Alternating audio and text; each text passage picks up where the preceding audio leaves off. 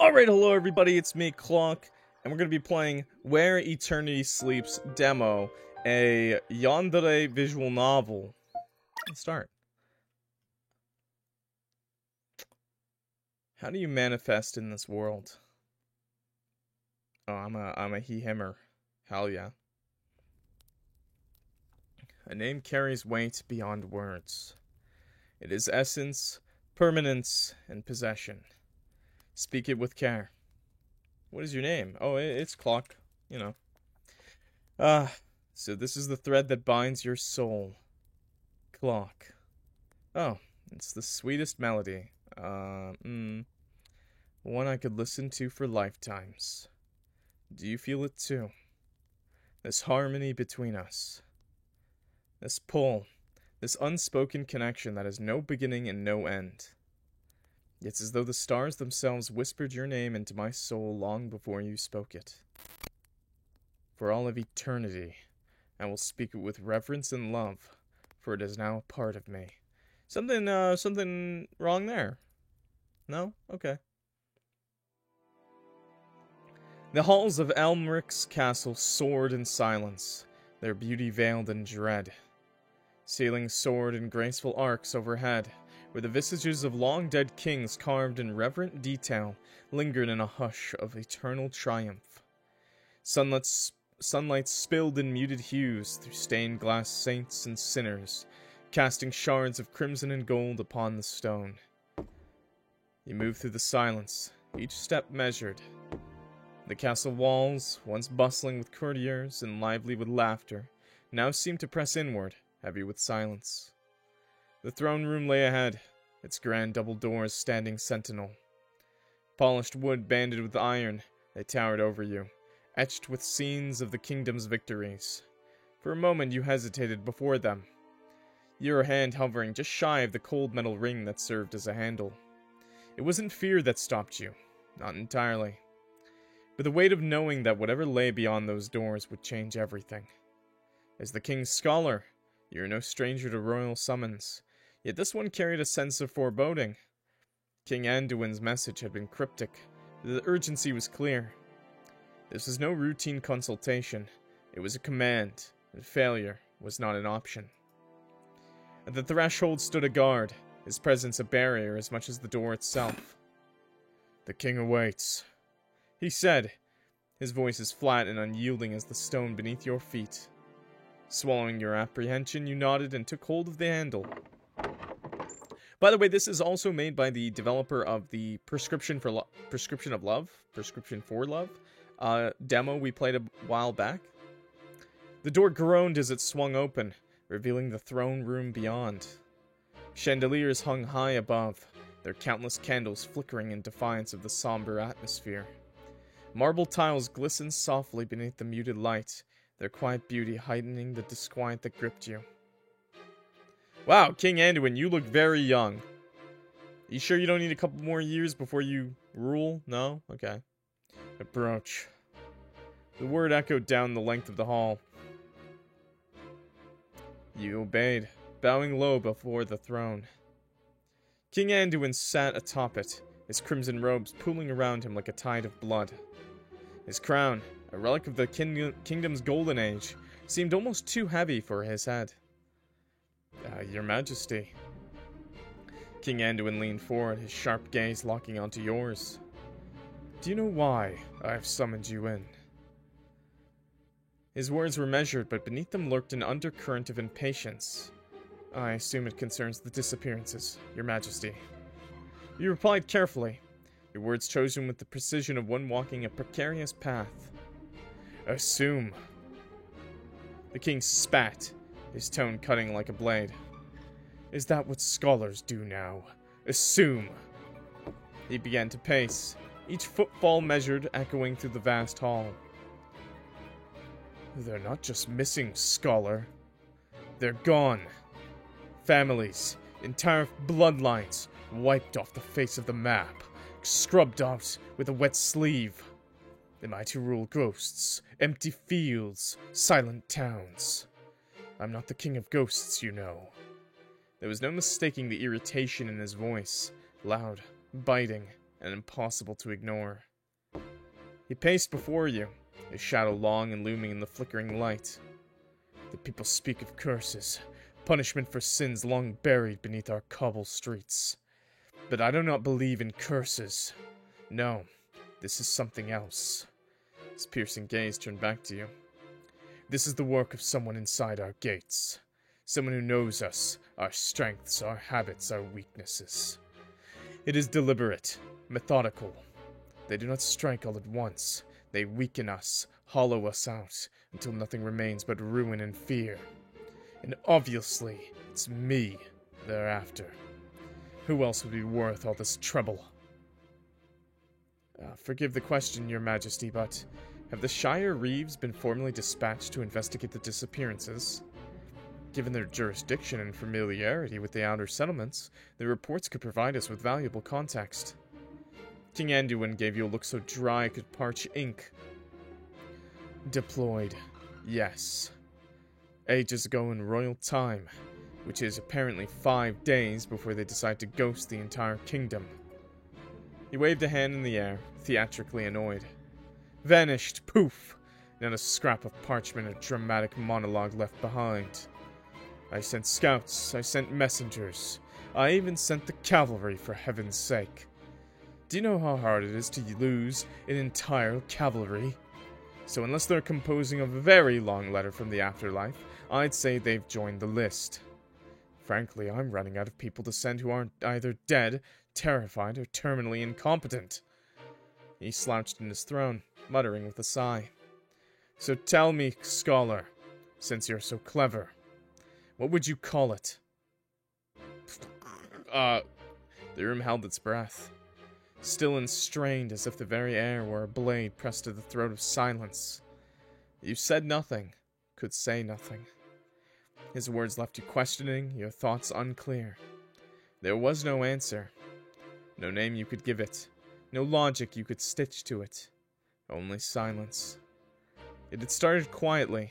A single face missing from the marketplace. A lone farmhouse left to rot under sun and rain. Then another, and another. 1 became 2, 2 became 10. 10 became towns. No blood, no screams. No shattered locks or scorched thatch. Just absence. Bread left mid-rise. Stew simmering over flames that should have been long cold. Horses saddled. Reins slack, staring at nothing. Whole villages, peeled open like fruit, emptied but untouched. Whatever had come, had it acted with violence? It hadn't been chaos. It was precise, unhurried, surgical, as if they had been plucked from their very existence. You had gone over it 100 times, searching for pattern, for logic, for something that could be called motive. But the more you studied, the clearer it became. This was no work of man, nor the savagery of a beast. Nothing human could have done this. Not like this. Aliens! It's aliens. I call it a mystery, Your Majesty. One that defies logic and reason. The king stopped abruptly, turning to face you fully. Oh, that's not a good answer, is it? A mystery. He repeated the word like it tasted wrong on his tongue. I don't have time for mysteries. I need answers. I need truth. Something I can swing my sword at, not debate over tea. Answers won't come from steel alone, Your Majesty. Knowledge will be the blade that cuts through unknown. The king regarded you quietly, his eyes calculating, weighing the truth in your every syllable. At last he spoke, his voice firm, each word laced with unshakable determination. Yes, knowledge, truth. And yet, truth alone may not be enough. He turned away again, the weight in his steps heavier now. I feel it, scholar. Someone or something's out there. I don't know what, but I know it's watching me. It's circling me, watching, waiting. I can feel its fingers brushing my throat every time I close my eyes. Ice like Emna. The people are afraid, and they look to their king to be the last unbroken thing. But if I fall, what then? What hope do they have, if the one sworn to protect them can vanish like the rest? I will not be next. I will not be forgotten. I will outlive whatever darkness is swallowing this kingdom. The people need a king who cannot falter. The people need a king who cannot die. A chill spread throughout the chamber, his words wrapping around you like a cloak, heavy with their meaning. Surely he did not mean... No, such a thing was unnatural. A king beyond death. What would it take to achieve such a thing? What foul arts? At what price? The tension was broken by the sound of a voice you knew well. Your Majesty. Sir Anselm stepped forward from the king's side. The stained glass windows bathed him in golden light, his armor glowing as though touched by the heavens, and an ethereal presence in the room. To the court he was the king's blade, Elmric's bravest knight. To you was Anselm, the boy you had grown up with. Surely such a perilous task should not be undertaken alone. His eyes lingered, a heartbeat longer than necessary, carrying silent pleas. Concern mixed with something deeper, an emotion he couldn't voice. His eyes were begging you to grasp the weight of his words. This is not merely about the task itself, but the dangers that lurk along the path. It would be unthinkable to send someone unguarded into such uncertainty. He turned back to the king, bowing his head slightly in deference. I will accompany the scholar, Your Majesty. Such a journey demands protection. The king turned to him, his expression darkening. His expression was one of restrained annoyance. Anselm's suggestion was taken as a personal slight, rather than a rational precaution. You speak out of turn, Sir Anselm. Anselm straightened but held his ground. I only speak out of duty, sire. The scholar's safety is paramount. A safe return is necessary for success. The king's gaze hardened. And who will guard the crown while you play escort? The king snapped, his frustration spilling into his words. You are my sword, my shield. If the shadows come for me, who will stand at my side? Anselm stiffened, his fists clenched at his sides. His usually unshakable composure beginning to waver under the weight of the king's voice. The kingdom's survival, Anselm began, his voice tinged with restrained urgency, every word a carefully measured plea. Begins with its king. The monarch interrupted, or begins with its king. The monarch interrupted sharply, his tone carrying the weight of finality. He stepped forward with deliberate authority, his crimson robes billowing faintly with emotion. His eyes bore into Anselm's unyielding and expectant, daring him to push further. Tension was palpable, the silence that followed heavy with unspoken challenges. No, Anselm. You will remain here. The scholar must go alone. Anselm's jaw tightened, but he bowed his head. As you wish, sire. Hi, Sara. He said finally, though his voice betrayed his frustration. The king turned his attention back to you. The kingdom falters under the shadow. Our people cry out for hope, for assurance that their king will protect them. And to protect them, I must endure. I must be invincible, eternal. Invincibility, eternity. These were no simple matters of science or study. They were the stuff of myths, of fables. Yet the way King Anduin spoke of it, as if it were the only logical solution. By the way, we're playing Where Eternity Sleeps. It's a yandere visual novel. We're playing a scholar who is being sent to basically our death to save our king. While this good young man, sir, right here, is our childhood friend. And wants to protect us, but apparently he can't, unfortunately. Fuck. He made it clear that his true concern was not the kingdom, it was himself. Your Majesty. Finally, you forced yourself to respond, your voice steady but cautious. The task you ask of me, it ventures into realms of legend and impossibility. The king's lips pressed into a thin line, his eyes narrowing. Then venture there. Seek answers where mortals dare not tread. Are you not Clock, the seeker of truths? You are the kingdom's brightest mind.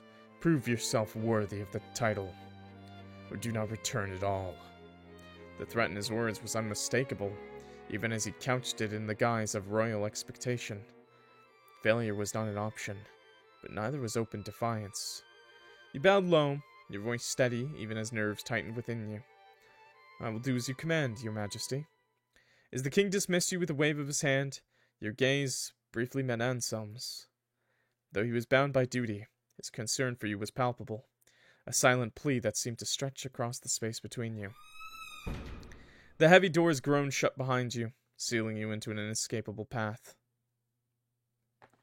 The writing is very intricate and detailed. I'm very surprised from a demo, at the least.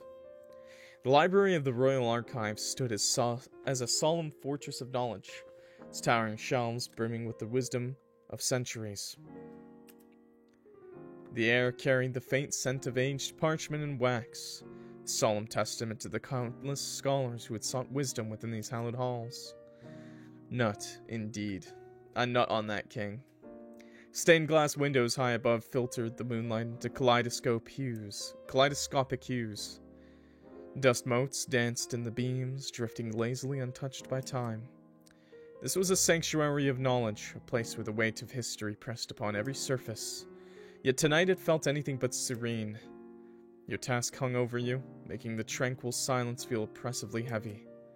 You sat at a carved oak desk, quill in hand, surrounded by stacks of parchment and books older than the kingdom itself. You prepared to confront the elusive subject of immortality. The answers you sought might have been buried in these pages, or they might not exist at all.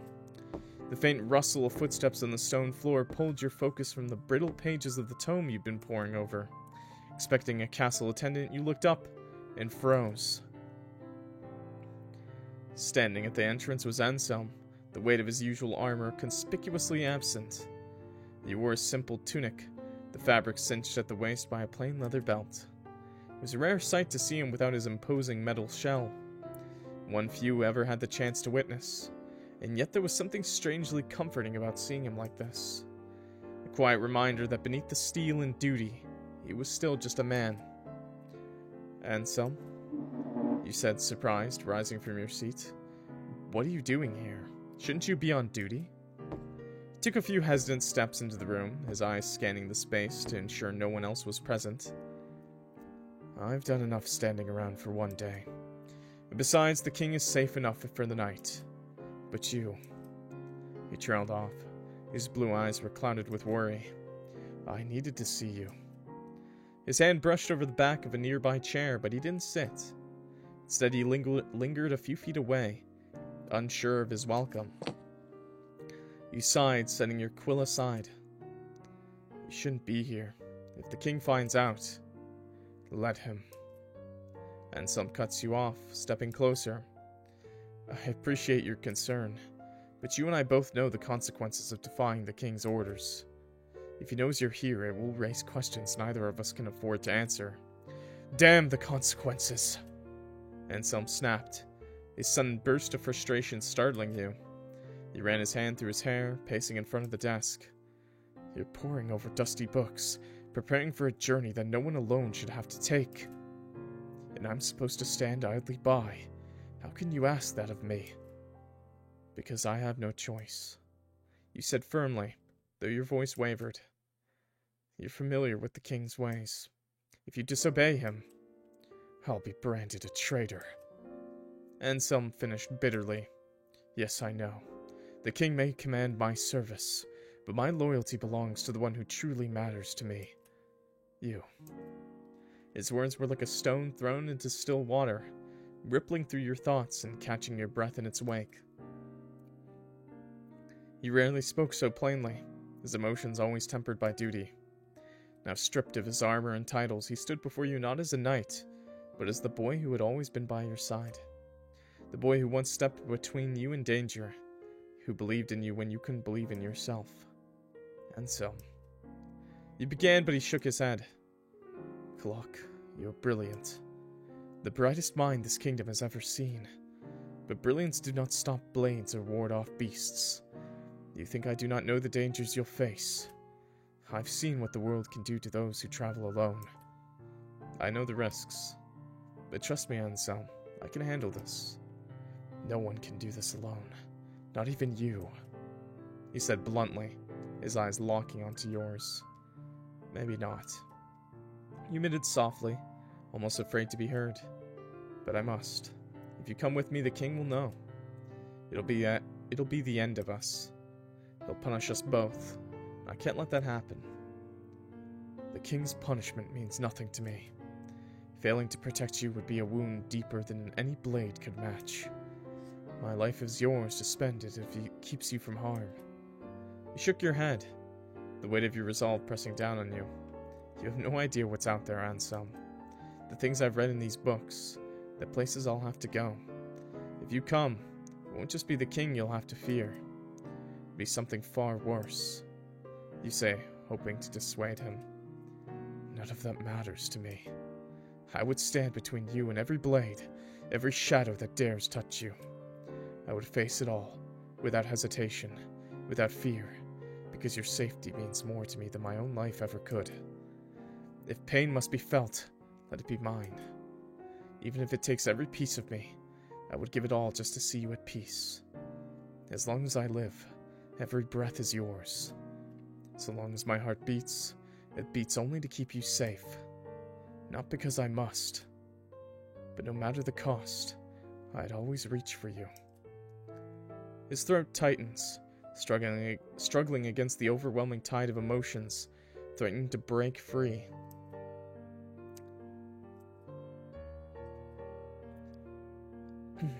Please, clock. Let me protect you. For a moment, the room felt unbearably quiet, the only sound the faint crackle of the torches along the walls. Anselm, I can't let you throw your life away from me. Anselm's shoulders slumped, his eyes breaking away as if seeking refuge elsewhere. Then promise me one thing. What? Promise me you'll come back. No matter what happens, no matter what you face, promise me you'll return. You hesitated, the weight of the promise threatening to crush you. No. Not try. Promise me. You looked into his eyes, searching for the right words. I promise. You said at last, though your chest ached with the uncertainty. Anselm released a steady breath, the stiffness in his body easing. Good. That's all I needed to hear. He lingered for a moment longer, his hand twitching, yearning to reach for you again. But then he stepped back, the mask of composure returning to his face. Be careful, clock. He said simply before turning away and walking, his retreating figure swallowed by the shadows of the archive. You stood there for a long moment, staring at the spot where he had been. The ache in your chest deepened, but you pushed it aside, turning back to your books. There was no room for doubt now.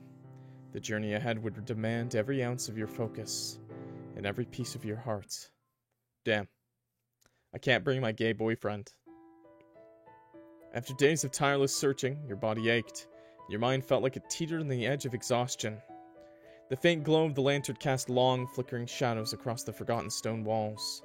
Quiet hum of the archives was a relentless companion, a monotonous drone that pressed into your thoughts as you sifted through brittle texts and fragmented scriptures.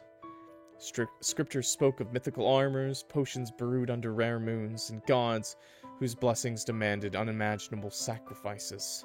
None of it felt concrete. None of it felt real. The deeper you dug, the more the legends seemed like lies spun to ensnare the desperate. Then, as your fingers brushed the edge of yet another meaningless text, the air shifted. The lantern's flame flickered wildly, as if caught in a sudden gust, though the room remained deathly still. Before the light could steady, something sharp jabbed into your palm. Ow! Paper cut. Ow! You hissed, drawing back. Your fingers came away smeared with blood. There, beneath your hand had rested, the stone seemed to drink the droplets greedily. You stared, heart hammering, as lines of crimson crept into the cracks, forming a spiral pattern across the surface. The markings pulsed faintly like veins under skin. And then without warning, the stone beneath your feet gave way. You stumbled backwards, clutching the edges of the surrounding floor to stop your fall. What? Don't give me a Zelda sound effect! I'm falling! Below you, the slab shifted with a grinding groan, revealing a gaping hollow. Gaping holes? At first, it looked like a simple pit, but as your eyes adjusted to the darkness, you realized it was more. A cavernous expanse, hidden beneath the archives. Stone steps spiraled downward into the hollow, uneven and ancient, carved by hands long forgotten. With careful steps, you began your descent. The hollow stretched far beyond what you could see, its edges fading into shadow. The echoes of your footfalls seemed to grow louder with every step, till it felt as if the hollow itself was amplifying your presence. The faint glint of moisture clung to jagged rock walls, and the air carried a damp metallic tang that pricked at your senses. In the suffocating darkness below, a subtle thrum pulsed in time with your heartbeat. In the center of the hollow lay a pedestal, cradling something wrapped in decayed fabric. When you finally reached the pedestal, the object within revealed itself. A scroll bound with what looked like sinew instead of cord. As you unrolled it with care, the symbols inscribed in the parchment seemed to shimmer faintly. Text was written in a language long forgotten by the world, its characters curving and weaving in intricate, almost hypnotic patterns. Your eyes skimmed over the cryptic text, desperately trying to pull meaning from the tangle of curves and slashes. Resources on this ancient script were scarce, almost non-existent. Few had ever seen such markings, let alone understood them. Your exposure to this forgotten language was painfully limited, yet somehow you managed to decipher fleeting fragments. Werinthurus Arthol Veyel Norash, endless, without birth or death. The rest defied you, a wall of mystery reinforced by the erosion of time. It was as though the text itself resisted comprehension, its secrets cloaked in layers of deliberate obfuscation and centuries of decay. Yet despite the near impossibility of decoding it, you knew someone who might help. A scribe whose expertise in ancient tongues bordered on obsession, renowned for unraveling cryptic texts through thought impossible to decipher. This individual possessed a unique skill that could unlock fragments of meaning hidden within the faded symbols. However, such expertise had its limits. You couldn't ignore the possibility that this script contained knowledge forever lost to the ages. The weight of the scroll felt heavy in your hands. Its presence felt wrong, unsettling. It didn't belong to this world anymore, and yet it had found its way to you. With reverent hands, you coaxed the worn parchment into its torn bindings. For now it would remain in your possession. Whatever secrets it held, whatever truths had been lost to time, you would uncover them. As you turned to leave, a faint gust of air exhaled from the hollow itself, brushing past your neck. Oh, that is my name, Clock. A shiver ran down your spine as the whisper touched your neck. Soft, sorrowful, and far too close. It scared you. The scroll remained firmly in hand, and the decision to leave this haunted hollow was made without hesitation. The answers would come, but you couldn't shake the feeling that they would demand more than you were ready to give. Yeah. You know, the haunted tome in the basement, you know, that was unlocked with blood, sure this is gonna go well. The scroll sat snugly at the bottom of your pack, wrapped in cloth to shield it from the elements. Around it, you had packed only the essentials. Dried rations, a flask of water, a hunting knife, and a few light cooking utensils, just enough to prepare basic meals over a fire. A small coin pouch rested in the corner of your pack, holding what little gold you had managed to save. Brother's not even gonna pay me for this! The last item you added was a map of Wendral, its edges frayed and torn from countless hands that touched it before yours. Landmarks were faint, but you committed them to memory, trusting it would guide you if needed. Traveling light was a necessity. Anselm was usually the one to carry your belongings during expeditions, his quiet insistence sparing you from much of the burden. I'm a weakling! Oh no! But now without him, you had to carefully consider every item. You didn't want to weigh yourself down unnecessarily. The morning air was sharp and cool as you neared the kingdom's gates, their towering iron structure adorned with ancient protective runes. The path beyond beckoned shrouded in uncertainty, But just as your hand brushed the gate's cold surface, a familiar voice halted you. Oh, hey, Anselm. Wow. Leaving so soon. You turned sharply, your heart skipping a beat.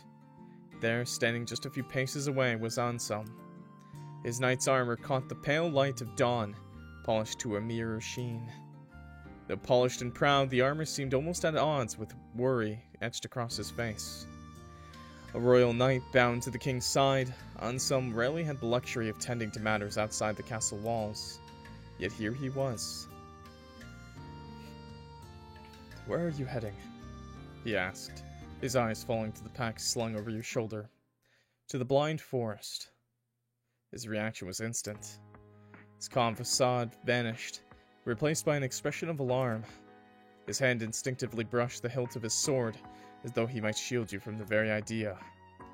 The Blind Forest. That cursed place. Why would you set foot there, of all places? Because I have to, Anselm. There's someone I need to find. Anselm's hand fell away from his sword, but the worry remained. Who? Miriam. The name hung in the air like a blade unsheathed. A flicker of unease passed across his expression. Miriam. Miriam, the outcast. He paused, his voice taking on a note of disbelief. You mean the one they say whispers to shadows and scribbles madness onto paper? Some even claim she's cursed. You felt your chest tighten at his words, a rush of anger surging through you. She's not cursed. You shot back, your voice rising. She's brilliant, and more than that, she's my friend. Anselm's jaw clenched as he searched your face, his disbelief slowly turning into a resigned sigh. I'm sorry. I didn't mean to insult her. The stories about her. About that place. None of it ends well. Your heart pounded in your chest, the familiar sting of offense creeping up your throat. She's not a monster, Anselm. She's the only one who can help me. He sighed, a look of frustration and concern painting his features. Water check. Take a sip, everybody. Please, stay hydrated. I won't lie to you. I'm worried. Before you could say more, the sound of hurried footsteps drew your attention. A royal guard approached, bowing deeply. Sir Anselm, the king summons you at once. Anselm muttered a curse under his breath. Fuck! He casted an apologetic look your way. Wait. Without another word, he reached beneath his armor, his fingers brushing against something hidden beneath the metal. His dick! He pulled free a pendant that hung from a simple chain around his neck. Ooh, cola. Its modest design at odds with the powerful emotions he seemed to be battling. The pendant was elegant in its simplicity. Nothing more than a small, silver disc with intricate carvings etched into its surface. To anyone else, it would seem like an ordinary piece of jewelry, but to Anselm it was far more. It was a part of his past, a piece of his mother's legacy. This belonged to my mother. Anselm said softly, holding it out to you, his fingers trembling slightly as he extended it. Anselm is definitely a bottom, right? She always watched over me, and now, I want her to watch over you. He's definitely a bit of a subby. You step back, your heart heavy with the weight of his words. Anselm, no. I can't take that. It's too important to you. It is important. He insisted, his voice resolute. That's why it belongs with you. Oh, I can accept or deny it? Sure, we'll take it. Sure, I'll sell this for a pretty... I won't sell it, okay? I will accept. I want a part of me to be with you. Always. This is my vow. A thread that binds us. Even when fate pulls us apart. No matter how far you go, no matter what paths you take, you'll never truly be alone. Because with every heartbeat, every breath, he held it gently to your chest, just over your heart, his fingers warm and trembling. They'll always be with you. The silence that settled was soft, delicate, and heavy with unsaid words. The guard who had been waiting for Anselm blinked, visibly startled by what he had just witnessed. He stared at Anselm in stunned disbelief, This was the kingdom's renowned knight, a man celebrated for his unwavering composure and iron resolve in the face of danger. He who stood like a fortress to all now flickered with something fragile, like a flame behind glass. Oh, he's embarrassed. A little shy. Anselm, suddenly aware of the guard's gaze, cleared his throat, a nervous tick betraying his flustered state as he tried to disguise the pink coloring in his cheeks. Wait. Tease him! He's pouting! Dude, that pout is so cute. What the hell? He's got the hump. He's got the hump going on. Ah, look at you. Blushing like a bashful maiden. Should I fetch you a handkerchief, Sir Anselm? Strangled noise came from the guard, somewhere between a cough and a laugh. He quickly covered his mouth, but it was too late. Anselm turned a slow, withering gaze towards the guard, who immediately found the stone wall very interesting. Dono Wald! How are you doing today, brick wall? Anselm's attempt at a rebuttal fell silent, his jaw moving without a sound. His ears, however, burned a traitorous red, glowing like embers beneath his tousled hair. He drew in a steady breath, shoulders lifting before settling into a familiar, composed stance. He met your gaze once more, and in place of shyness, there bloomed something earnest. Promise me, you'll return. I promise. Anselm gave you a long, searching look, then nodded. Take care, Clock. A crack in his tone betrayed a moment of unguarded emotion, and with that he turned and followed the guard, disappearing into the castle's shadow. You slipped the pendant into your pocket, its presence a quiet reminder of the promise you made. Oh, we're not wearing in. Stealing one last glance at the castle's towering silhouette, you turned toward the path ahead. With Anselm's pendant close to your heart and the promise of your return, you knew there was no turning back. Your journey had begun. The music is really good picks for the music, and the backgrounds are really nice too. The art is insanely good. The artists went like their art from Prescription for Love or whatever. Sorry, I forget the exact title. It's Prescription for Love, I think. The art was good for that, but it seems like they put a lot more like detail into the characters like in this new one that they've made.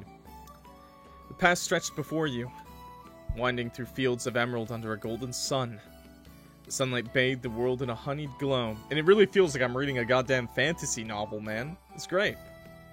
Turning every blade of grass into a shimmering thread. And for the first time in years, you allowed yourself to truly see it, to feel it. The tall grass rippled in waves, whispering against the breeze. I can't say that word. Keel wildflowers peeked through the green like scattered jewels. You hadn't realized how much you missed this. Most of your life had been spent within its towering spires and stone corridors. Buried in studies or council meetings, your hands ink-stained from maps and treaties. Even the expeditions outside the kingdom were merely extensions of your work. But here, now standing in the sea of green, you could almost feel the world breathing again. You could almost feel yourself breathing again. The grass danced in the breeze, whispering against your fingertips. The sun bathed your skin in its gentle heat, a tender reminder of its presence. Each inhale brought the fragrance of earth and blooms, filling your chest with something beyond air. Peace. Closing your eyes, you tipped your face toward the sun and let a quiet whisper escape your lips. I've missed this. The wind seemed to carry your words away. In the rustling leaves and shifting grass, you could almost hear the world breathe back. Welcome home. You didn't just walk the earth, you were a part of it. Yet the serenity carried an undertone of fragility. As you pressed farther, the beauty began to fade. The rippling grass quieted, its whispers replaced by an unnatural stillness. The world once alive began to feel hollow. A village appeared in the distance, quiet and still beneath a gray sky. The cottages stood neatly in place, untouched, too pristine for how utterly empty everything felt. Is this one of the villages that just disappeared? Children didn't laugh, Animals didn't stir. The air held no voices, no warmth. Chimneys stood cold. Windows stared back with nothing behind them but shadow. Left behind, but not forgotten. The dirt paths were smooth, undisturbed, the ground offering no clues of presence. The village lay still, preserved in an eerie stasis. But something in the silence stirred, as if they marked your passing. You quickened your pace, your boots crunching against gravel that seemed too loud in the stillness. Your thoughts drifted to the rumors whispered back in the kingdom. Stories passed from lips softened by ale, but sharpened by fear. Of all the tales, one lingered in your mind. It sang where stars won't gleam, a thread of sorrow in a dream. It touched the walls, then brushed the skin, and called to something deep within. It cried in chords the heart could feel, a mourning none could quite conceal. One by one they left the light, to drown in grief beyond the night. No hands were found, no doors unlatched, just hearts that heard and hearts it snatched. And when the hush returned once more, it held no trace of those before. You couldn't help but remember that voice, the sound that unsettled you to your core. You shook the thought away, unwilling to let it take hold. Even in daylight, the unease hung in the air, heavy, watchful, and unrelenting. Okay. After hours of trekking in silence, the soft murmur of running water finally shattered the heavy stillness, drawing you towards a narrow stream that meandered through the landscape. Its clear waters glistened, inviting you to pause and replenish your flask. You knelt by the stream, the cold water chilling your fingers as you reached down to fill your flask. Hey, no worry, Peachy Danny, have a good one. Peace out. For a brief moment, the soft gurgle, and thanks for popping by. The soft gurgle of the stream brought you a sense of calm, a reprieve from the growing unease. But then, your eyes were drawn to it, lying just beyond the stream's edge, half hidden in the tall grass. It was a rabbit. Its small body was still, unnervingly so, with fur matted and stained dark. Oh, okay, well it's dead. It's fucking dead and there's a sensor bar. I didn't know they had those in the wild. The closer you looked, the more horrifying the details became. Its stomach had been torn open, its insides grotesquely exposed. The wounds looked fresh, as if whatever had done this was still nearby. A pang of sorrow twisted in your chest, but it was quickly overshadowed by a darker thought. This is how fragile life is. The sight filled you with a cold dread, a stark reminder of how cruel and unforgiving the world could be. The rabbit, so helpless, so vulnerable. It was a brutal mirror, showing you how easily you too could be reduced to nothing. Ooh, did you see that? The little flash of red? You quickly averted your eyes, unwilling to linger any longer on the pitiful scene. Wait, that's dinner! Just as you were about to turn away, something shifted. You froze, the hair on the back of your neck standing on end. The rabbit's body hadn't moved at all. It remained still, unnaturally so. But its eyes, its lifeless eyes, once staring blankly at the sky, were now fixed on you. This is why I said this was dinner, brother. They were devoid of life, yet they bore into you with an unnatural intensity. A sharp, visceral fear clawed its way up your throat. Then came the voice. It wasn't your imagination. A voice so faint, yet so undeniable that it sent a chill down your spine. The voices! Ah! They're saying my name. Clock. The voice wasn't outside of you. It was inside you, coiling your thoughts like a predator circling its prey. Oh, I'm schizo. You stumbled back, your flask slipping from your hands and spilling into the stream.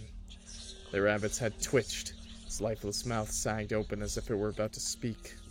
You wanted to move, to run, but your legs felt rooted to the ground. You finally heard me, after all this time. Clock. Hey, run that back? Clock. Oh! Oh, Clock Eye. Just as it suddenly began, it stopped. The rabbit's eyes fell shut. Still. Dead. Silent. You staggered to your feet, your breath coming in short, ragged gasps. The rabbit remained motionless, lifeless, but you couldn't shake the feeling that something was watching you. The world seemed to shudder under a heavy darkness, bending its will towards you. Ah, fuck, it's raining! I've got voices inside. Ah! I've got voices yelling in my head. And now it's raining, and now I'm being thrown scrap. A deafening crack of thunder shattered the moment. The skies erupting as rain began to pour in torrents. The storm seemed to erupt out of nowhere, drenching you in seconds. By the way, thanks, Vivi. Or Vivona. You jerked upright. Hell yeah! Adrenaline coursing through your veins. Now we're talking. You snatched up your flask with trembling hands, stuffing it into your pack before turning on your heel. But even as you left the stream behind, the voice lingered in your mind. Its sinister echo clinging to your thoughts like a shadow you couldn't shake. The rain didn't just soak you. It clawed at your skin, seeping through every layer of fabric, determined to pull you under. Each step felt heavier than the last, your boots sinking into the muck of the sodden ground. Oh, we got swamp foot. Oh, there's a town. Through the chaos, a faint glimmer of light appeared, wavering like a mirage. Squinted through the rain as the glow resolved itself into the outline of a town. A tavern caught your eye in the distance. Its crooked sign swung violently above the warped door, creaking under the storm's fury. Promise of shelter drew you forward, your feet moving instinctively. When you finally made it to the tavern, it wasn't safety that welcomed you. Just the dull acceptance that anything was better than being out in the storm. The door creaked on its rusted hinges as you pushed it open, and a wave of heat and muffled voices spilled out to meet you. Ooh. Yeah, tavern music!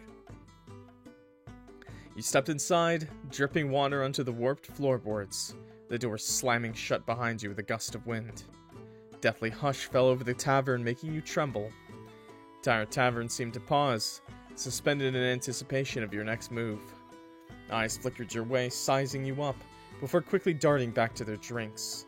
Whatever fragile sense of safety the tavern offered came with an edge, sharp and unwelcoming. Kept your head down, shoulders hunched, moving towards an empty table near the corner of the room. The gazes that followed you felt like daggers pricking at your back, silent but sharp. Didn't need to look to know what they were thinking. You don't belong here. You checked your map. Your finger traced the path you've taken, only for your finger to land on a place you dreaded. Rotwood. The name had been scrawled on your map, but no amount of ink could capture the oppressive weight of this place. Lying on the outskirts of the eastern forests, it had become a haven for those the world had spat out. Bandits, poachers, and outlaws. Not because it was safe, but because here, the strong ruled, and the weak learned to disappear. The noise of the room ebbed and flowed around you, but your focus was on keeping still, drawing no attention. Your hand twitched towards your map again, but you stopped yourself. It's better not to look lost. Are you lost, little lamb? The voice startled you, low and honeyed with a sly undertone that immediately put you on the edge. You looked up to find a man standing over you, his grin sharp and his eyes sharper. Hey, yo! Name's Clyde, he said, sliding into the seat across from you without invitation.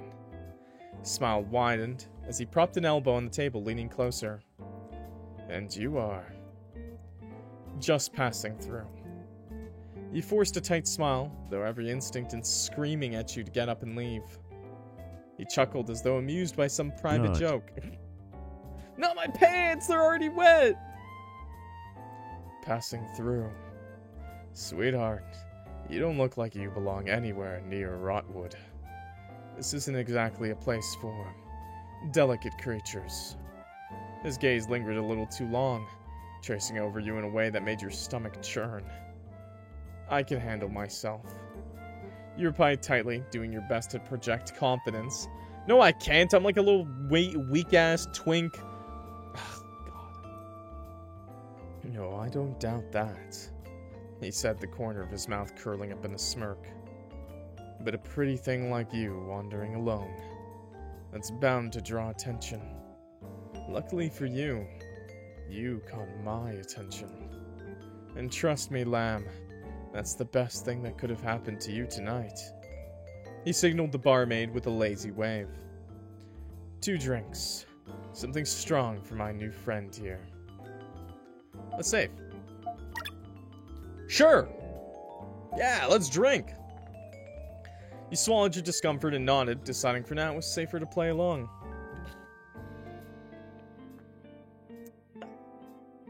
Clyde grinned, clearly pleased. That's the spirit, sweetheart. The barmaid returned quickly with 2 glasses of something amber and sharp-smelling. Clyde handed you yours with a mock toast. To new beginnings and lucky coincidences. You clinked glasses with a forced smile and took a small sip, the burn hitting your throat immediately. He watched you closely, eyes gleaming. See, not so bad, huh? You've got a good head on those pretty shoulders. He leaned in, his voice dropping to a murmur. But you've turned more than a few heads, haven't you? I don't really... No need to be modest. I've got eyes, Lamb. His smirk widened, eyes raking slowly over you. It wasn't a compliment, it was an evaluation. I mean, look at you. You're one hard-to-miss lamb. Stunning, alone, and just asking for trouble. I guess fate's finally on my side. He let the words hang in the air, testing your reaction. You didn't answer. His hand brushed yours on the table, fingers ghosting over your knuckles, testing your boundaries. Tell me something. You got someone waiting on you. You stayed silent a beat too long. No. Bad answer. Came out quieter than you intended. Clyde's grin sharpened. Didn't think so. A lost little lamb in a den of wolves. You've put on a brave face, but I can tell. Rotwood's got you rattled. He leaned in further, his voice lowering to something almost intimate. But hey, you don't have to be scared. Not with me around. 1 second his hand brushed against yours. The next his arm wrapped around your shoulders with the kind of ease that said he didn't need permission. He didn't even need to look at you. He already knew you wouldn't move. I can keep you safe. Real safe. I've got a place not far from here. Warm, quiet. You'd be treated real nice. That's not... I just needed a place to rest. Tried to keep the tremble from your voice. Clyde didn't seem to care. Oh, I'll give you rest, sweetheart. All the rest you need. His voice was smooth, practically purring with the promise of more. He let out a smug little laugh, eyes practically glowing with confidence in your compliance. You don't have to play tough with me. I can make it so easy for you. He let his arm slip casually around your waist, now tugging you a little closer, enough that you could feel the heat of his body next to yours.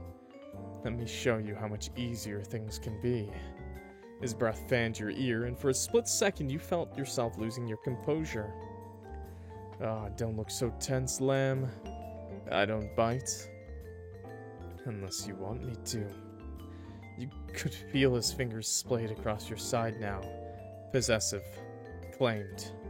Your drink sat untouched in your hand, the room pressing in around you. Before you could respond, the tavern door creaked open, and a lanky, anxious-looking man rushed in, his clothes soaked from the storm.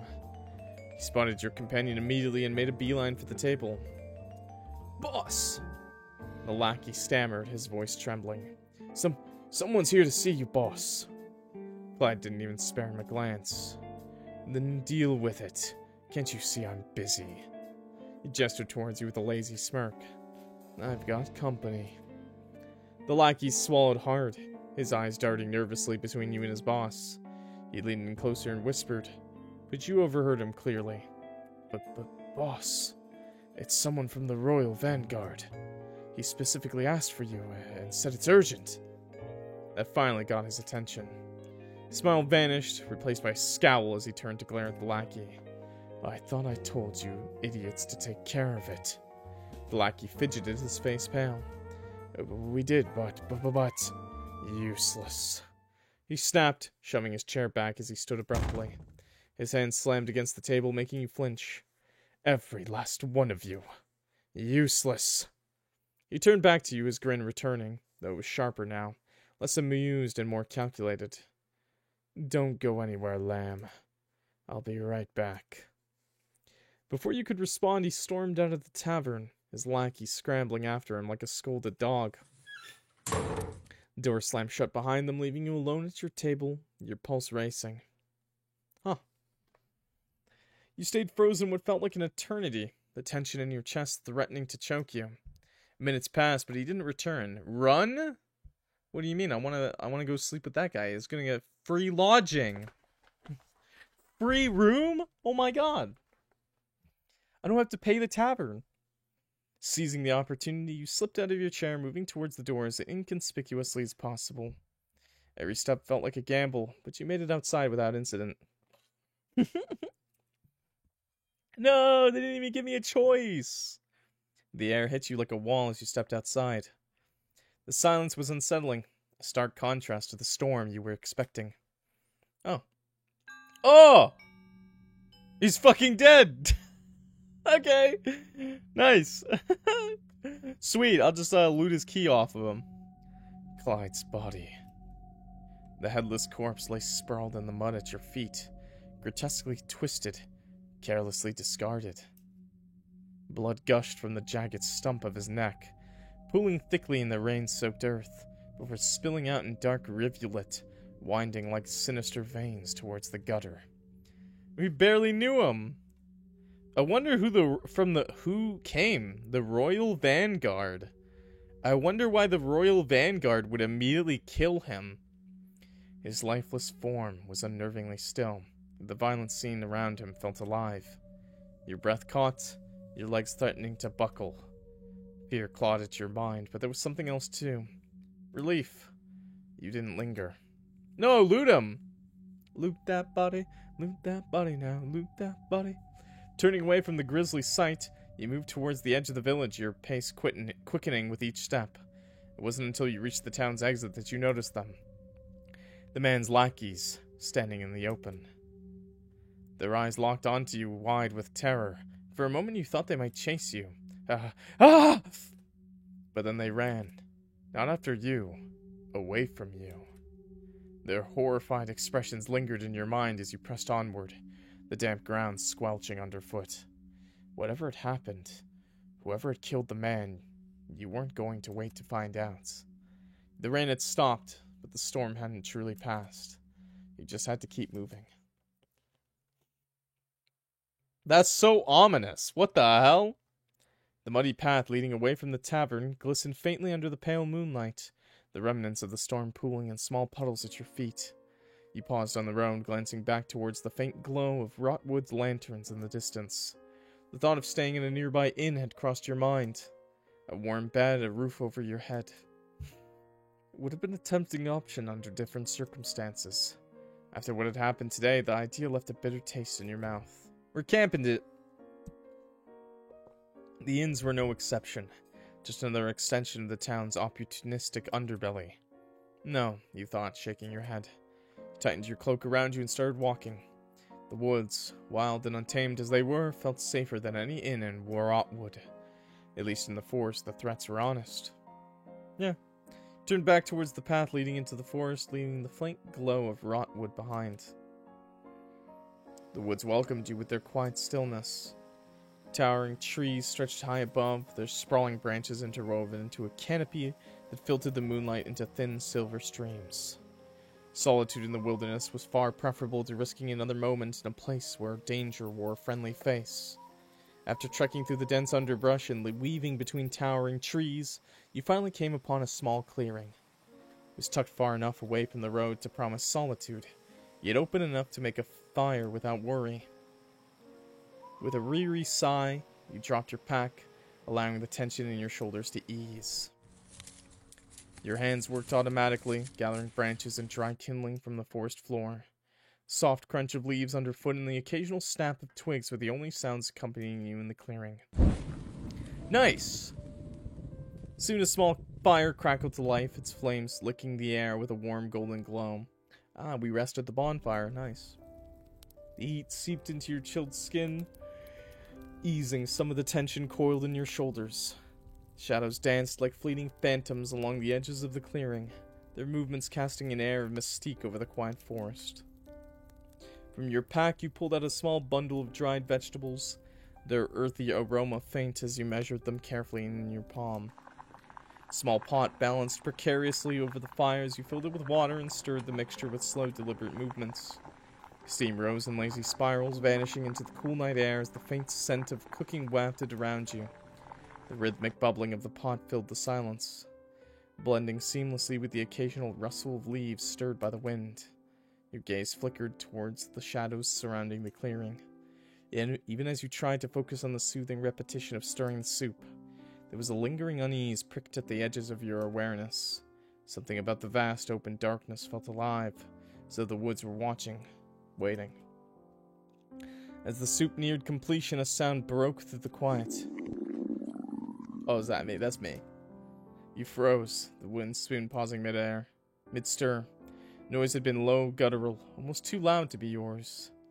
You instinctively pressed a hand to your abdomen, but the sensation was absent. As you convinced yourself it was nothing, memory surfaced. How, without fail, every time your stomach grumbled, and some would immediately take notice. No matter the time or circumstance, he'd insist on preparing something for you, often teasing you lightly before presenting a dish with a warm smile. The memory brought a soft chuckle to your lips, a gentle wave of gratitude filling your chest. You let the thoughts stay with you a little while longer, its warmth easing the unease in your heart. Smiling to yourself, you turned your attention back to the task at hand, feeling a little less alone. Soup was a welcome comfort, simple, warm, and soothing. You savored each bite, letting the heat work its way through your tired body. You edged closer to the fire, stretching out beside it for warmth. Once your meal was finished, you took time to arrange a makeshift bed in the clearing. Piles of dry leaves were gathered and layered carefully, forming a soft mound to cushion the forest floor. Your cloak draped over the leaves provided an added barrier against the dampness. Your pack became your pillow, its worn fabric stiff but familiar as you settled into it. For a while, you simply lay there, staring up at the sky. The canopy above was dotted with stars, their light breaking through the gaps in the trees like 1,000 tiny beacons. It was breathtaking. Countless stars filled the sky, but tonight it made space just for you. Each constellation seemed to pulse faintly. You let your mind wander, imagining the stars as watchful guardians. Their steady presence a silent reassurance that despite everything, this night would pass. Exhaustion settled over you like a heavy blanket, yet you couldn't tear your gaze away from the sky. Fire's warmth at your back and the stars' gentle glow above created a harmony that made you feel semblance of peace. Finally, your eyelids grew heavy, stars blurring into soft smudges of light as sleep began to claim you. Tonight the woods felt safer than anywhere else. Surrounded by the quiet of the woods and the endless beauty of the night sky, you let yourself sink into the stillness, carrying the memory of the starlit canopy with you into your dreams. Oh. To be contondered! Okay, I think there are a couple of routes for this, so I'm just gonna check out some other options. Like, we'll go back to this one, and we'll just say, no thank you, you know? You shook your head, sliding the mug back towards him. No thank you. Clyde's grin froze, and for a moment the air between you felt like it might snap. Oh, come on now. He said, his voice syrupy sweet, but with an edge that made the hairs on your arms stand. Don't be like that. It's just a drink from me. I don't want it. His grin stretched wider, but it didn't feel like a smile anymore. You don't want it. He leaned forward, elbows resting on the table, and you could feel the weight of his gaze pinning you in place. Or you don't want it from me. You shook your head quickly, trying to keep the atmosphere from thickening any further. That's not... I didn't mean it like that. I'm not trying to make things personal, you said quickly, hoping to diffuse whatever this was turning into. Funny. It feels personal. He tilted his head, studying you like a puzzle he was itching to take apart. You sit here, all quiet and polite, like you're too good to share a drink with me. Like you're too good for this place. Too good for people like me. That's not it. You swallowed hard, keeping your voice calm and measured. I don't drink, is all. You forced a polite smile, your fingers curling tightly around the fabric of your cloak under the table, hidden from view. Clyde chuckled low in his voice, in his throat, the kind of sound that seeped into your skin. That it, huh? Whittle lamb doesn't drink. You nodded firmly, masking the storm of nerves brewing within you. Or you just don't trust me. Afraid I might put something in your cup. He leaned in closer, his breath warm and unsettling and intimate against your skin. I feel like he wouldn't need to. You think I'd need to? Darling, if I wanted you under my thumb, I wouldn't need tricks. I think I'll take my leave, you said, rising from your seat, but Clyde was faster. His hand darted out, fingers wrapping around your wrist. Not tight, but firm enough that you knew he could stop you if he wanted. Sit down. His voice carried a quiet menace that rippled through you like a cold breeze. His eyes bore into yours, unrelenting and filled with a dark intensity that made it impossible to look away. I don't like it when people walk away from me, especially when I've been nothing but nice. You hesitated, your heart thundering in your chest, as you tried to calculate how far you could push him without sparking something worse. I'm not looking for any trouble, you said carefully, easing back into your seat. Clyde's grip loosened, but his fingers lingered longer than they needed to, brushing your skin before he finally let go. Good. Because, sweetheart, trouble doesn't need an invitation. And neither do I. He leaned back, his posture deceptively relaxed, though his eyes never left yours. You don't get it, do you? He said, almost conversationally. When you walk into a place like this, someone's bound to claim you. If it's not me, it'll be someone worse. His smile sharpened, his teeth bared in something that wasn't quite a grin. But don't worry. I've got a soft spot for little lambs who don't know any better. I can take care of myself. You forced the words out, trying to sound more confident than the hammering of your pulse allowed. Caleb laughed, with just enough amusement to make it unnerving. Oh, sweetheart. His voice dropping to a murmur meant only for you. You wouldn't last a day. But lucky for you, I'm feeling generous. His gaze dipped to your hands, folded tightly in your lap, and then back to your face. You stick close to me and no one will touch you. No one but me, of course. Before you could even process his words, the sharp bark of the tavern's owner voice sliced through the tense air, snapping your attention away. Clyde! The hulking man stood behind the bar, arms crossed and eyes like steel. If you're going to cause a scene, do it outside. Clyde didn't look away from you, his grin tightening to something mean. Just having a friendly chat, old man, he drawled, though the tension in his shoulders betrayed his irritation. The owner's gaze didn't waver. Now.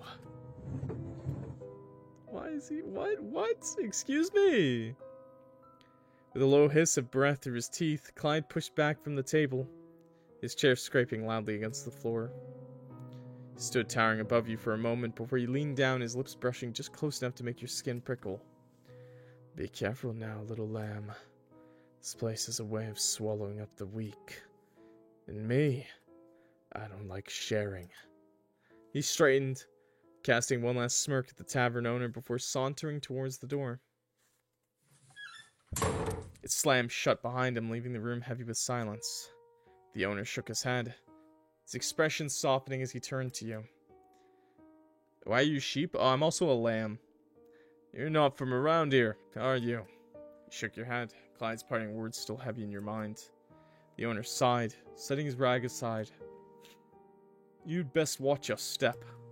That one's trouble, especially when he doesn't get his way. If he's set his sights on you. Trailed off, the rest of the warning hanging unspoken in the air. Nodding, you gathered your things and stepped outside. Why would we leave right away? Okay, so I'm gonna hit skip. See what's different. Oh. Listen to your guts. The growl you heard did not come from you. Wait, what? You weren't alone. The realization crept in slowly, like ivy threading through cracks.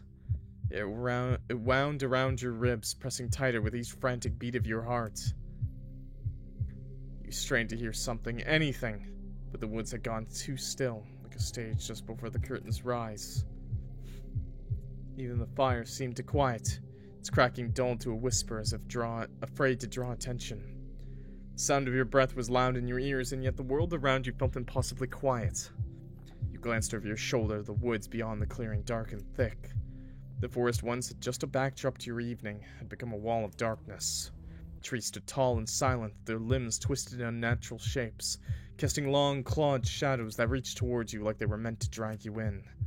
The shadows shifted, stretching to monstrous figures, hulking shapes with faces twisted and inhumane, mouths gaping in crooked silence, eyes sunken deep. Oh! Oh, I don't like that! I really don't like that. That's really fucking creepy. Oh my god. You felt them. Eyes cold, unblinking, intelligent, watching. The memory of Clyde lingered like a splinter beneath your skin. His words from the tavern echoed in your mind, sharp and cold. After what happened with him, every shadow felt sharper, every sound too loud. And now here you were alone, or not. And every rustle in the trees, every creak of the earth beneath your feet had you tensing, waiting for the next move. Could it be him? Had he sent someone after you? Oh, God! Please, that scared me. Why am I'm too focused. A faint rustle broke through the silence, brief but sharp enough to make your skin crawl. Your hand drifted to the ground beside the fire pit. My sleep paralysis demon! Fingers closing around a nearby rock. It was heavy, uneven, its surface rough with patches of old moss. Primitive, unremarkable, but solid. Something real to hold on to, something to brace yourself with, just in case. Soup simmered beside you, its bubbles rising, popping with quiet rhythm. The smell of herbs and root vegetables hung in the air like a ghost of comfort. Even that felt strange now, wrong, too warm, too inviting, like bait. You rose slowly, your body tense with every emotion, every muscle in your body coiled tight, bracing. You stepped towards the edge of the clearing, rock gripped tight. Yeah, let's throw a fucking rock at this guy, man. Fuck this guy up. Throw a rock. You threw the rock. Yeah, back the fuck off. It struck the ground with a dull thud. Nothing. Throw another rock. Another rock. You threw it farther this time. Yeah, get the fuck out of here. A rustle. Movement in the underbrush. You froze. Could be an animal. You tried to reason with yourself. Nah, it was a dude. Throw the rock again. You grabbed a third stone, heart thudding, threw with more force. Clang! Metal. The sharp ring echoed like a whisper between trees. You straightened, spine tense. This is like me sneaking in KCD2 in full plate armor. That was no animal. Then another sound. Subtle, but distinct. The heavy, muffled creak of armor shifting against itself. Took a step back. How strange. Bandits rarely wore metal. Too noisy, too costly. They relied on speed, on shadows. He must be hard. Hell yeah, he is. They preferred leather, rags, things that let them slip through the dark unnoticed. This was something else. And yet, whoever it was, they hadn't moved towards you. Hadn't drawn their weapon, hadn't stepped into the firelight. They meant to strike, they had their chance. Sorry. Maybe they were watching, waiting for your guard to drop. You didn't dare convince yourself you were safe. Quietly, you knelt beside the fire. Your hands moved with care, breaking the logs apart, pressing ash over the coals until the light gave its final sigh. Getting the fuck out of here! With your pack slung tight and the rock still clenched in your hand, you turned from the clearing. With each step into the forest, the silence felt deeper, pressed tighter. Do we not have a sword? Why did we not take something? You didn't look back. You would rather rest somewhere else, somewhere unwatched. Eventually you found it, a small hollow tucked beneath the roots of an old twisted tree, half concealed by brambles and shadow. It offered no comfort, but enough shelter to hide. You slipped inside, crouching low, the rock still in your grip, until your fingers ached from holding it. But nothing followed. A quiet fractured exhale passed through your lips, your body stiff like it had forgotten how to relax. Here, away from the fire, the night was colder, but quieter. We got rocks! Set the rock down beside you, brushing aside loose twigs and debris, just enough to lie back against the roots. You needed rest. Not just for your body, but your mind. For the journey still waiting beyond the trees. So let your eyes slip closed slowly, cautiously. And the dark for now held nothing but sleep. You think bro's following us? By the way, you think bro's following me right now? Okay, let's try not. It's so creepy. Yeah, let's just ignore the sounds. Yeah. Oh. As you stood at the edge of the clearing, rock in hand, you forced yourself to breathe, slow, steady. Fire still crackled behind you, the scent of broth still hanging in the air. If danger were truly near, wouldn't the birds have scattered? Which bro? I think that's the knight. I think that's Anselm, who's just stalking us. I wonder if that pendant is like a way he can find us. Maybe it had just been an animal passing through, the wind shifting the brush. You exhaled slowly. Not everything was a warning. Not every sound was a threat. Can I get a hydrate check? It was okay to breathe. He's intrigued by the rocks. It was okay to stand still. Maybe it was just your nerves playing tricks. After all, fear had a way of dressing up the ordinary into monstrous shapes. You convinced yourself it was nothing, a memory resurfaced. Oh, I can skip? The fire's warmth had coaxed you into a deep, dreamless sleep. Its crackling rhythm, your lullaby beneath the open sky. But serenity was ripped away as a crushing weight suddenly bore down on you, stealing the breath from your lungs. You woke with a start, your chest heaving against an unbearable pressure that pinned you to the earth. Panic clawed at your mind, and every instinct screamed for you to move, to fight back. But your limbs refused to obey. You forced your eyes open, fear racing through your veins like ice. Dude, who it? Oh, it was fucking Clyde. Oh, God. Hey there, buddy. Clyde. The man from the tavern hovered above you, his shadowy figure blotting out the dim flicker of firelight. Hey, why are you shirtless, buddy? Why are you shirtless? His hands gripped your wrists with unrelenting strength, pressing you down as if you were a doll. No matter how much you squirmed, his weight was immovable. His dominance absolute. Look at you. Squirming already. I haven't even gotten started yet, little lamb. Get off me! You spat, twisting beneath him, but the effort only made his grin grow wider. Oh, sweetheart. His knees dug mercilessly into your sides, and a sharp stab of pain shot through you, stealing the air from your lungs. Squirm all you like. You're not going anywhere. Keep fighting. I promise. I'll only grip you tighter. And you'll love it when I do. What do you want? You demanded, though the fear in your voice betrayed the defiance you were trying to summon. He chuckled, leaning in closer, his face hovering inches above yours. I thought that was obvious. He tilted his head, feigning curiosity, though his smirk betrayed his amusement. From the moment I saw you, his eyes roamed over your body, dark and predatory. I knew I had to have you. And now, you're out here, all alone. It's almost like you wanted me to find you.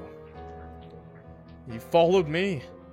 You accused, the defiance in your voice faltering beneath the weight of your terror. Oh, darling, I didn't have to. That cozy little fire of yours was just begging for company. Were you waiting for me to share it with you? I don't have anything. Take my gold, whatever you want. Just leave me alone. And what would I do with your scraps of gold?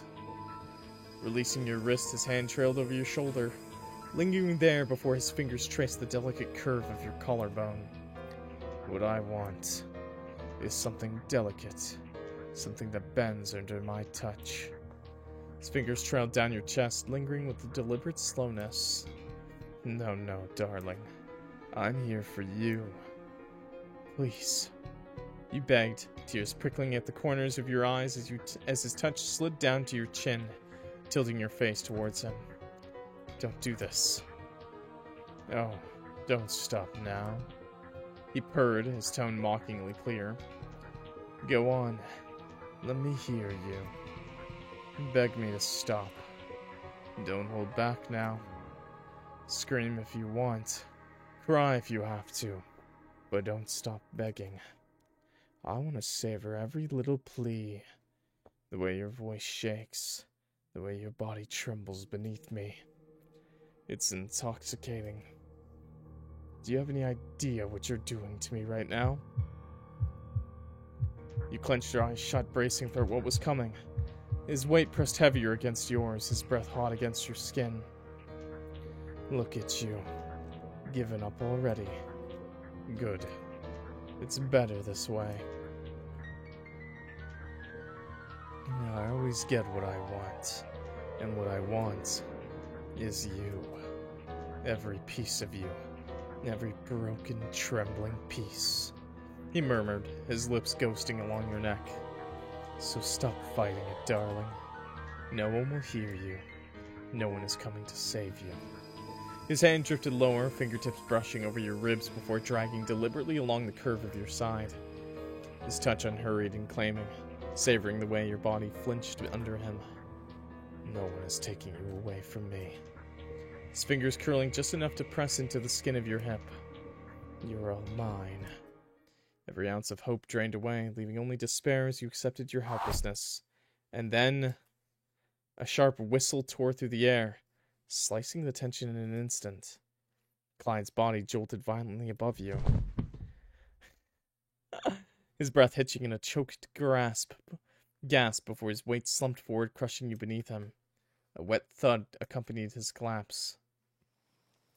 You open your eyes to the horrifying sight of an arrow buried deep between his eyes. Blood streamed from the wound, jagged shaft protruding grotesquely from his skull, its fletching still quivering from the impact. What? Whispered, your voice shaking as you shoved his lifeless body off of you, your hands trembling. His dead eyes stared blankly upward, his smirk frozen in grotesque mockery. Blood pooled beneath him, soaking into the dirt, a metallic tang sharp in the air. Everything had happened so quickly, your mind struggled to keep up. What a chuny! Forcing yourself to your feet, your legs wobbled beneath you as you scanned the dark woods around the clearing. Then just at the edge of the clearing, a faint glint caught your eye, the cold reflective sheen of a blade. The figure holding it lingered for only a moment before disappearing soundlessly into the forest. Anselm! You got a crit! Your heart pounded, your body frozen as you stared into the darkness. Whoever had saved you, or killed Clyde rather, was gone, vanishing as silently as they had come. The thought chilled you to your core. The fire crackled softly behind you, but its warmth no longer offered any comfort. What had once been a sanctuary now felt like a trap. Forest closing in around you with unseen eyes and hidden threats. Kick dirt onto the fire, extinguishing its light as quickly as you could. Fear gnawed at you, urging you to move, to flee from the clearing and its lingering sense of danger. He rolled a literal 1. Wrapping your coat tightly around yourself. He rolled and his dice fell into a fire. Wrapping your coat tightly around yourself, you found a towering tree with thick roots curling upward like a cradle. Held beneath it, curling into a ball against the cold earth. Heart racing as you tried to make sense of it all. Sleep didn't come easily, and when it did, it was fitful at best.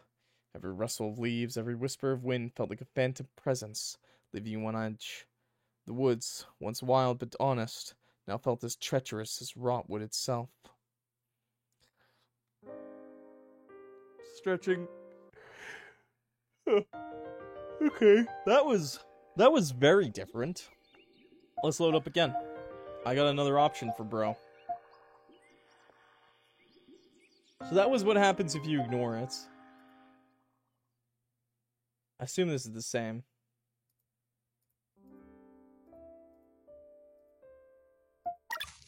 Oh, no, that still happens. That still happens. Same thing happens if you ignore it either way. Okay. Back to this. That's not necessary. That's not necessary. He said quickly, but he waved off your protest. Don't be shy. Come on, it's just a drink. Don't go breaking my heart, will ya? He purred, sliding closer until your knees almost touched. I insist. What kind of man would I be if I didn't treat a beautiful stranger to a drink? The barmaid returned with 2 mugs, placing them on the table. This is before his clothes got stolen? Yes. He pushed one towards you, his fingers brushing yours deliberately. Yeah, someone stole his clothes. That's all that happened. Not his gloves, though. Go on. Drink up. It'll take the chill out of your bones. Or would you rather let me warm you up myself? You hesitated, but the smug glint in his eye dared you. Reluctantly, you took a sip, fiery liquid burning your throat. He watched you with an almost predatory fascination, his grin widening as you set the mug down. There it is. A little color in those cheeks. Told you it'd help. So, drawled, leaning back in his chair, his arm now casually draped over the back of your seat. What's a sweet thing like you doing out here all alone? Don't tell me you've got a death wish. I'm traveling. You replied curtly, hoping your short answers would discourage him. Well, aren't you intriguing? Travelers don't usually come this way without reason. Ah, my reason is I'm stupid. He leaned closer, the faint smell of ale on his breath. Let me guess. Looking for something or someone? Maybe someone tall, handsome, and conveniently sitting right in front of you. His fingers drummed lightly on the table, rhythm, slow, deliberate. His arm slid a little closer to your shoulders and you stiffened. Neither. He said firmly, shifting in your seat to put a little more distance between you. Ha! You've got a sharp tongue, little lamb. I like that. Most folk around here either run or fawn, but you stand your ground. Cute. So tell me, tilted his head, smile curling wider. You ever thought about staying somewhere a little safer? Maybe somewhere I could keep an eye on you. I'm fine, thank you. Fine, huh? Now that's just cruel, lamb. Could have had some fun, you and me. You don't know what you're missing. But I get it. Playing hard to get makes the prize even sweeter. He winked, his grin widening. I like the ones with a little fight in them. Maybe the chase makes the chase more exciting. But you don't have to pretend around me, sweetheart. That old tough act, it's adorable. Let me take the weight off those pretty little shoulders of yours. He breathed the word against your ear, his hand settling lightly on your thigh just above your knee, thumb brushing small circles. What was the definition of main character? Say he really does think he's the MC.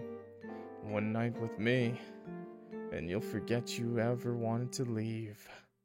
Before you could respond, the tavern door... Oh, okay, this is the same as the earlier routes. Oh, he's dead! He dies in that route. Okay, let's run it back to this. No, let's actually run it back one more. Let's go back to the pendant. Yes, let's say no this time. No. I'm not sure if I can accept something that's so precious, Anselm. If anything happened to it while I was gone, I'd never forgive myself.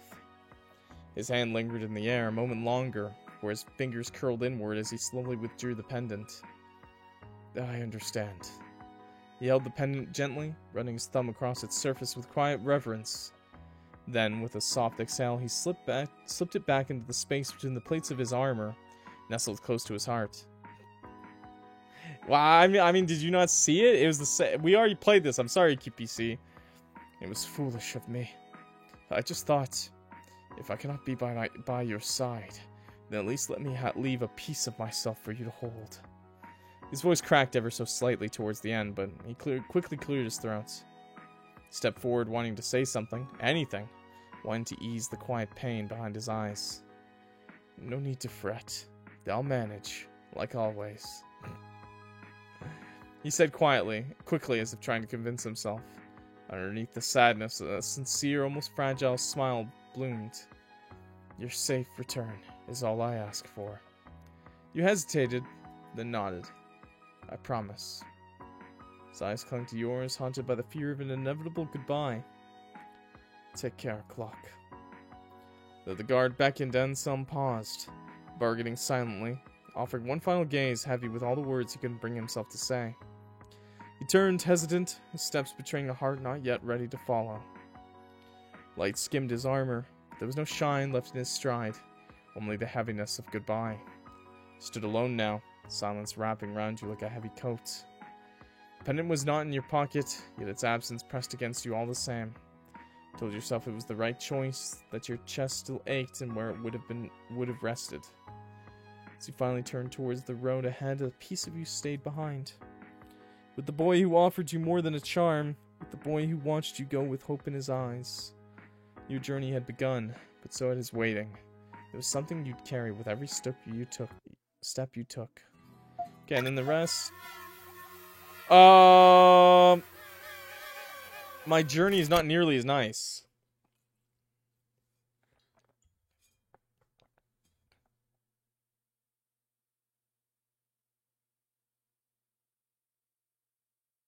I think my game broke. Skip.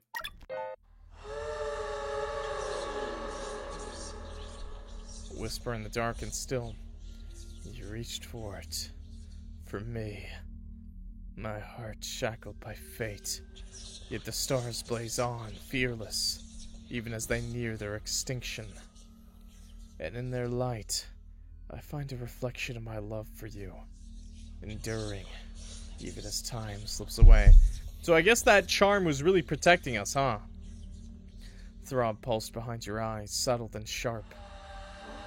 You do not know me, but I've carried the thought of you like a lantern in the dark.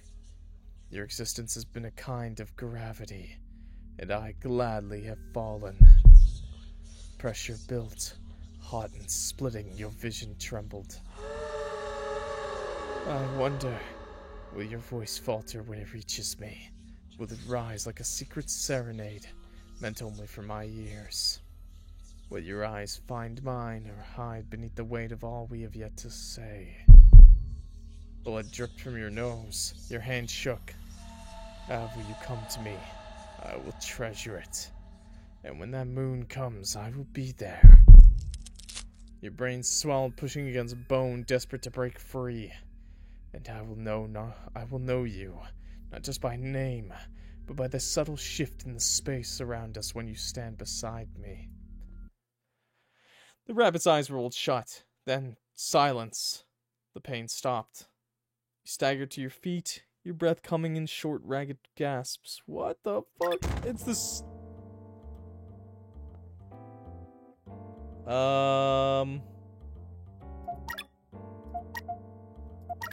Sure. Okay, it's the same. No, thank you, skip. So no matter what, he's still... Ignore? Skip. So that's still the same. Not necessary. That's the same. Okay.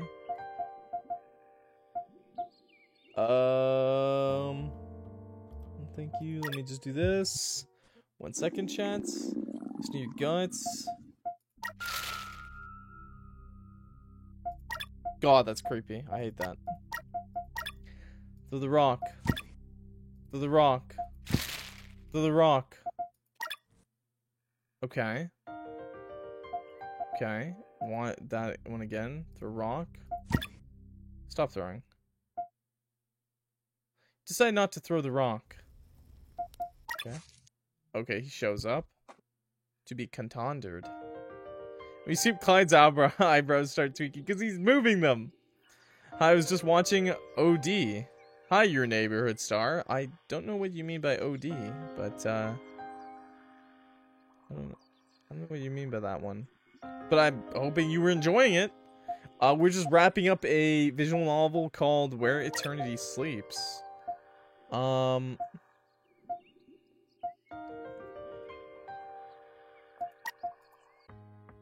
Decline. Skip. So we saw all this. This is all pretty much the same. This is all pretty much the same, actually. Yeah. It doesn't have any other options. Because all we need to see is this on your YouTube. Oh. Charm him. Tilt your head slightly, a soft giggle slipping past your lips, eyes dancing with amusement. That face, though. Oh, how I'd give anything to make this moment last a little longer. Maybe your hand could help me hold it still. Anselm's hand hovered near yours, trembling just slightly. Close enough to feel the warmth, but too shy to bridge the distance. His cheeks deepened into a rich crimson, quiet warmth radiating off him like heat from a hearth. From the corner of your eye, you notice the guard trying and failing to stifle a grin. His eyes were wide with amusement at the scene unfolding before him. The instant Anselm's eyes briefly met his, the Grave's face stiffened, his features locking into an unreadable mask. Did I embarrass you? Because if I did, I could always say them quieter, closer. Anselm's breath hitched sharply as you leaned in, space between you dissolving in an instant. His gaze darted to yours, only to flee as if even a glance would undo him. His hand shifted awkwardly, tugging at the lower edge of his cuirass where it pressed over the junction between his thighs and waist. Excuse me! He's hard. An unconscious act, but one that didn't go unnoticed. His voice faltered, his fingers nervously scraping the edge of his armor in a quiet attempt to steady himself. He's wearing it goes with the armor. It goes with the armor. You gotta wear like a little skirt with the armor. But don't worry, he's still wearing pants. It's just, well, there's a time and place for everything, right? He drew in a steady breath, shoulders lifting before settling into a familiar composed stance. He met your gaze once more, and in place of shyness, there bloomed something earnest. Okay, and then this is the same. Sure, one drink. Okay, I think that's currently everything that's really possible right now in the Where Eternity Sleeps playthrough. Oh wait, I guess there is one little thing. Okay, there's one thing, do nothing. It was evident just how hard he was trying to keep himself calm.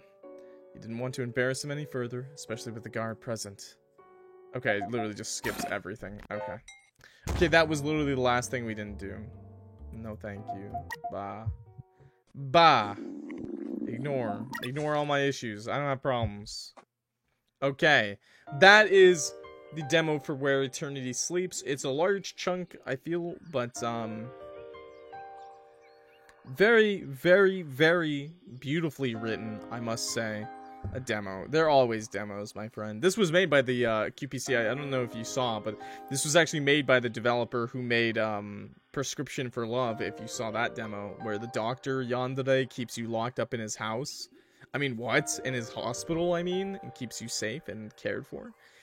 So they, I guess instead of finishing that game, they moved on to a new one called Where Eternity Sleeps. They changed their art style heavily. It looks amazing.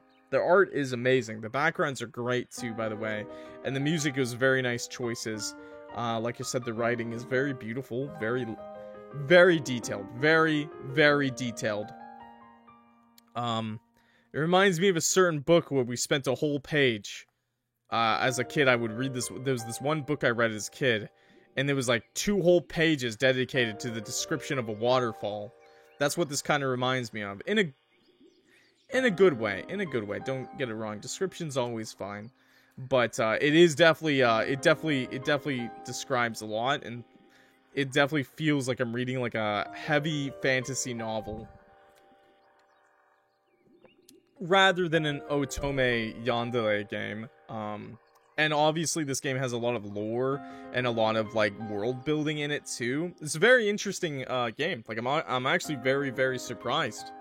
Because no offense, but the Otome games don't go for that sort of thing. So if your intent was to not sound like an Otome game, you're doing a great job.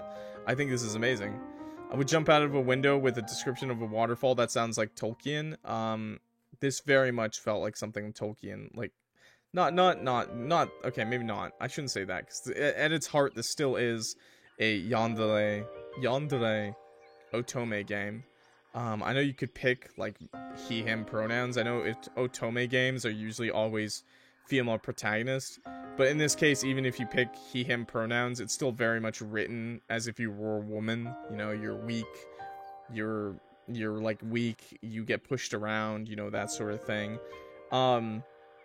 Which is perfectly fine. I like the inclusion of he, him. I always think that's cool. Same with no pronoun, like they, them pronouns, you know, non-binary. I think that's a nice inclusion. It's just nice.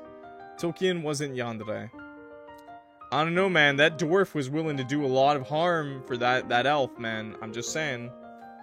But anyways, I think this is got a lot of potential. I do think it's a bit, like, personally for myself, myself and I, it is a bit wordy. It is a bit wordy. It is more like a fantasy novel rather than a like a Otome game, like the ones we play that are very spicy, very, you know, horny. I guess I'll just be honest. Just, you know, it's very different from the normal horny games that people post on itch. This one is a very beautiful game, and I wasn't quite expecting that, but I am pleasantly surprised by it. It is nice. It was a nice change, switch up.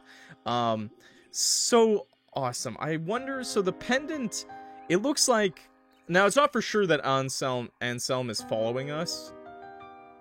It's not for sure that Anselm is following us, but I'm pretty sure he's following us with or without us taking the pendant.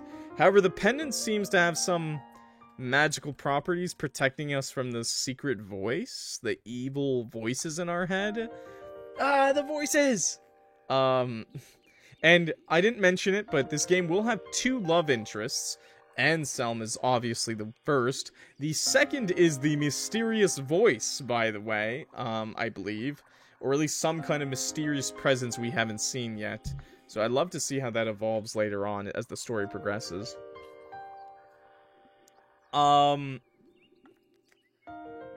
Yeah, I think that's all I have to say, really. It's a good game. It's a very solid game. I think I saw online, or in the comments of itch, that people were accusing the artist of using AI. Now, I'm untrained. You know, I am untrained in the ways of AI art. I think it's pretty clear that this is an AI art. Yeah, I don't think there is. A good sign of AI art, actually, for visual novels, for using for sprites, a really, really good sign of that is, they don't have multiple expressions, because AI, it has a lot of trouble, even when you have, like, the perfect thing, like the perfect picture finally done, it's really hard to recreate that same exact character in his separate pose and different expression.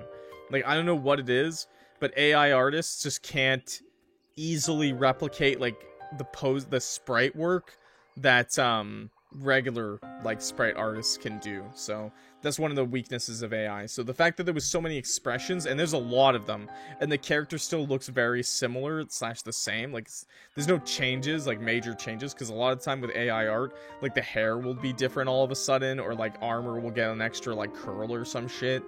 But yeah, it's very clearly just a very talented artist. It just looks good. Solid.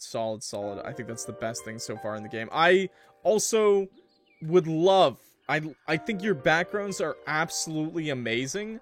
I would love a little bit more CGs, you know.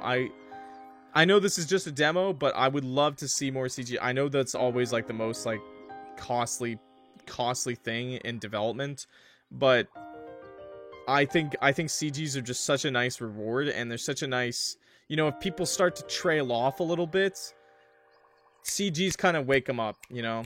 People don't lose interest as much when they have a CG, I think. Especially for those endings, of the endings of the demo. I thought for sure, you know, when Clyde showed up, you know, on top of us, you know, kind of hot and heavy, I thought for sure there'd be some kind of CG, but no, it's just kind of like he disappears. Now, like I said earlier, the art is amazing, so it kind of makes up for not having that many CGs, but I'm just saying, I personally think CGs enhance the experience a lot, and having only one, I think there was only one, well, I guess you could call the bunny, like, you can call, like, stuff like the bunny a CG, but what I'm talking about is, like, character CGs, like, when the character's, like, all up in your face, really nice, full image on the whole screen. As long as they're not Clyde. I thought for sure we'd have one of Clyde, I'm gonna be honest. I mean, I know what some people like. I know what some people like. Anyways, I'm ranting a little bit. This was a pretty strong demo. It was a fun demo, and I think it has a lot of potential. Keep doing you. Don't listen to my criticisms. Just keep doing you, okay? That's just my thoughts on the game. Thank you so much for watching, everybody. My name is Clock, if you forgot, and I am clocking out. If you like this video, please clock that like button and subscribe. It helps me out a lot, okay? And I would really appreciate it, and we play games like this every day, so I'm sure you're bound to find something you enjoy on the channel. We play indie games every day, from horror to dating sims. Check it out. Anyways, that's all I have for today, so I will see y'all in the next video. Peace.